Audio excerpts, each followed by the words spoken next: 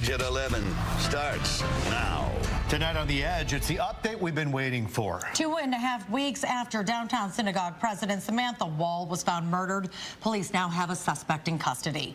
Fox News' Jessica Dupnack joining us live with the latest details in this high-profile case. Jessica.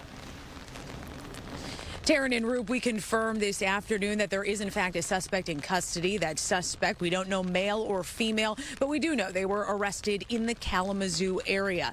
Now, the rest of this investigation, the details are being kept confidential, according to Detroit's police chief, James White. You said it. It's a high-profile case. They don't want to make any mistakes, and that is why they're keeping things pretty quiet.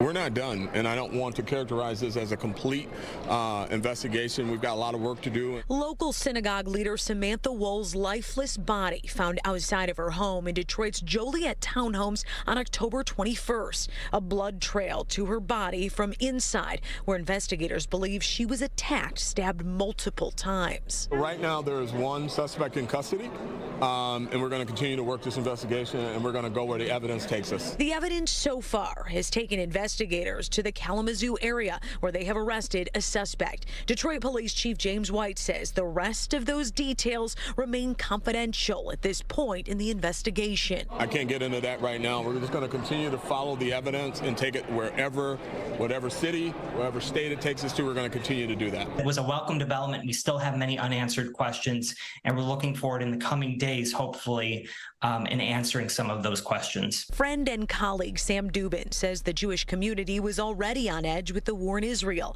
Then the sudden death of Samantha.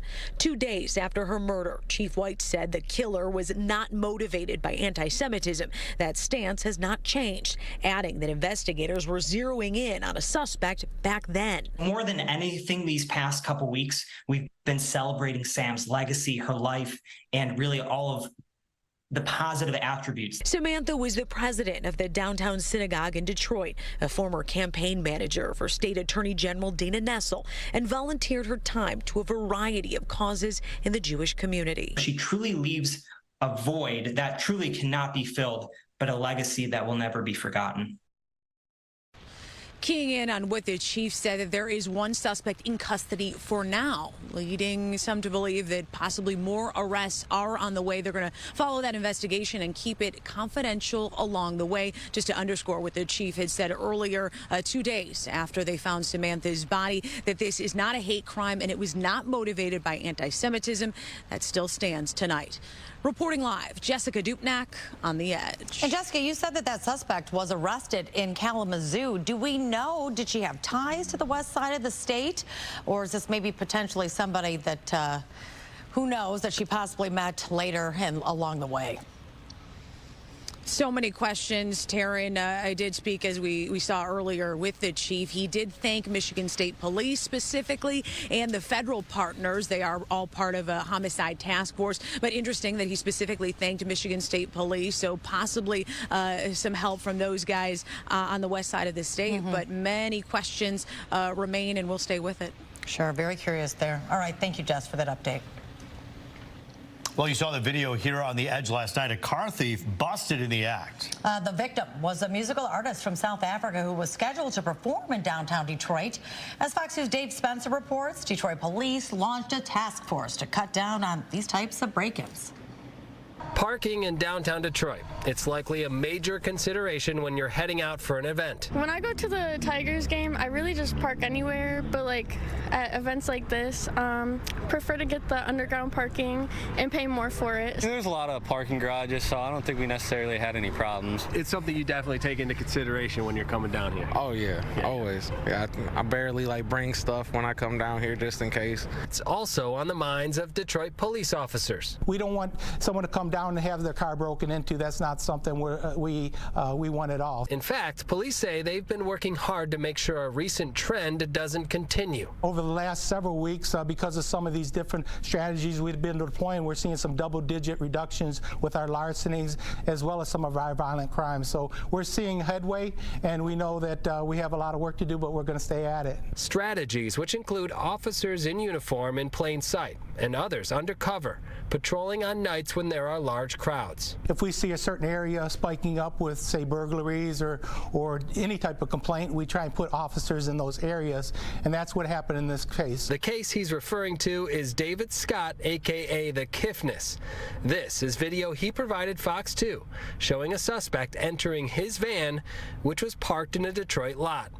Thanks to this video and a call to 911, police made an arrest following this act. This is just a great example of, the owner of the vehicle as well as a parking attendant just quickly alerting police, and we responded quickly and we were able to bring him into custody. But that was actually the second break-in the Kiffness experienced. Earlier that day, the window was smashed on his tour vehicle and his guitar and ukulele were taken. He ended up canceling his Detroit show. On Wednesday, via the Kiffness social media, he evidently replaced the stolen equipment before his Chicago show and told us he would definitely be giving Detroit a second chance. Detroit police tell me it is possible the person they have in custody could be responsible for other break-ins in the area. They are still in the process of gathering evidence, saying this is very much an active and open investigation. Dave Spencer, on the Edge. Not the best weather, but we're hearing that things are going to start to turn around. Yeah, we deserve like a nice day. It was kind of rough today. Meteorologist Stephanie Mead, you've heard us complain all night long, and you're done with it. I'm on the same boat as you guys. Yeah, it was rough today. Luckily, we're starting to see a lot of that rough stuff move out, though. We have a few showers overhead in Detroit right now, some heavier rain. A lot of that, though, is weakened since it's tracked eastbound. This is the last of it, though. So once this exits the city, we should begin to finally dry out. And a lot of it is starting to already lighten up. Areas out to the west starting to dry out, which is great. So we should finally start to see some semi-drier weather move in. There might be a lingering shower very early tomorrow morning for those very early morning drivers. Otherwise, most of the day tomorrow does look dry with decreasing clouds. Warm front here just south of us. So unfortunately, we did not get in on some of that warmer air south of it. Areas south saw some record-breaking warmth, if not close to it, down near parts of southern Indiana, southern Illinois, and Ohio, where they were touching the upper 70s, if not close to that 80-degree mark. We were nowhere near that today. You certainly felt that. Fox Futurecast shows showers moving out as we approach midnight tonight. Eventually, clouds will decrease alongside with that, and we should see some sunshine as we head through the afternoon hours come Thursday. Otherwise, temps heading through the day today struggled for a lot of spots. We're only in the upper 40s right now. I don't think we're going to budge too much from that heading through the later part of this evening and early tomorrow morning. So I think a lot of us should be in the low middle 50s most likely, and then we'll drop as we head through early tomorrow morning. 51 degrees, maybe a lingering morning shower. Otherwise, partly cloudy through the afternoon. Gusts will stick with us tomorrow between 20 to 30 miles per hour, diminishing Thursday evening. And over the next couple of days, our numbers to remain close to the seasonal high, if not a little cooler, heading into Saturday and Sunday. And our precip chances, too, look to be dismal over the next 7 to 10 days. So we do remain mainly dry. The good news here, we finally start to see above average temperatures here statewide, not only for us here in Michigan, but also across the Great Lakes. Numbers by Wednesday of next week could be flirting with 60 degrees.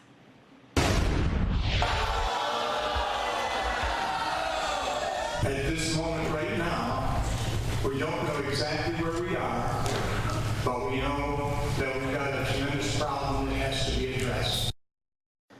Chaos and confusion at a Wayne-Westland school budget meeting after the district announced a $17 million shortfall. District leaders had originally said they had a surplus, but now they're millions in the hole. With cuts looming, school staffers are worried, and parents, as you can well imagine, they're outraged. It has caused a lot of us to feel very stressed and overwhelmed, and it has personally caused me a lot of physical stress in my own body, and I can't perform my job at the same status as I normally would. An investigation is underway, but the district says the shortfall is not a result of any misconduct. They claim school budgets are more complex since the influx of COVID funds, but they admit they're still looking for answers. Tonight, the longest actors' strike in Hollywood history is over as the SAG-AFTRA union reaches a deal. And that agreement includes AI protections for actors and a significant pay increase. The union members still need to ratify the deal. If approved, it would bring the strike to an end after nearly 4 months. That halted production on TV shows and movies. One expert estimated the strike has cost California's economy $6 billion. will. Well, we are 1 year away now from the presidential election, and tonight 5 Republican hopefuls laid out their vision for the country on the debate stage. And there was one Republican that skipped the event, and that was former President Trump. Fox's Sharon Crowley has more on the candidates' takes on the economy and the war in the Middle East. I would be telling Bibi, finish the job once and for all with these butchers, Hamas. Republican candidates for president taking a hard line when it comes to defending Israel against Hamas. The only thing we should be doing is supporting them and eliminating Hamas. It is not that Israel needs America. America needs Israel. You must go in and make sure that Hamas can never do this again. The candidates also aggressively against anti-Semitism on college campuses. These university administrators have lost their way, and we need leadership at the top in the United States of America that restores our founding values and that has no place for this kind of anti-Semitic hate. To all the students on visas who are encouraging Jewish genocide, I would deport you from those campuses. We have to stand strong with our Jewish Americans. The economy also top of mind for voters. We can reduce the price of food and the price of electricity if we focus on my build here, don't borrow from China plan. We have to restore the American dream in this country. What can you do on day one? Here's what I'm going to do. I'm going to take all the executive orders, the regulations, everything involving Bidenomics. I'm going to rip it up, and I'm going to throw it in the trash can. It's the law of supplies and demand. Increase the supply of energy. That brings down the cost of energy, grows the economy. When you go ahead and you tell people, we are going to unleash every bit of American energy, every bit of its potential, what happens in the futures markets? The prices go down. The first thing I would do is I will eliminate the federal gas and diesel tax in this country. We'll cut taxes on the middle class, but we have to stop this spending binge that's happening by Republicans and Democrats in Congress. For the most part, the candidates behaved, except for this moment. She made fun of me for actually joining TikTok while her own daughter was actually using the app for a long time. So you might want to take care of your family first. Leave my daughter out of your voice. Your adult daughter. The next generation of Americans are using it, and that's actually the point. You have her supporters propping her up. That's fine. Here's the truth. You're just Sharon Crowley, Fox News. Well, did Michigan Republicans vote Democrat on Election Day as part of a greater strategy? Both Warren and Westland elected Democratic mayors who were also state reps.